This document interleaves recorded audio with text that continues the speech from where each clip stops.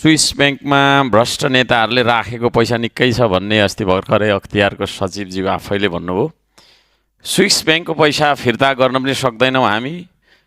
विदेशमा रोजगारीको सिलसिलामा गएका मानिसहरू, नेपाली नागरिकहरूको मृत्यु त्यता हुन्छ, त्यो उनीहरूको सब पनि ल्याउन सक्दैनौँ। यस्तोसम्म लाचार भएर बाँच्नु परेको छ। कानुनलाई गोजीमा बोकेर अपराधीहरू हिँड्छन्। नाबालिकाहरूको बलात्कार हुन्छ, हत्या हुन्छ। यो बलात्कार भन्ने शब्दलाई व्याख्या गर्नुपर्छ स्पष्ट रूपमा भन्छु म चाहिँ। मन मिलेको बेला चमत्कार, मन नमिलेपछि बलात्कार भन्ने हिसाबले पुरुषहरू पनि पीडित भएका छन्। त्यसो भएको कारणले गर्दाखेरि बलात्कार भन्ने शब्दलाई, यो अपराधलाई चाहिँ स्पष्ट रूपमा परिभाषित गर्नुपर्छ र बलात्कारी पुष्टि भएको हदसम्म तेरो मेरो यस्तो उस्तो नभनिकन निर्मम तरिकाको चाहिँ के अरे सजाय दिनुपर्छ भन्ने माग राख्न चाहन्छु।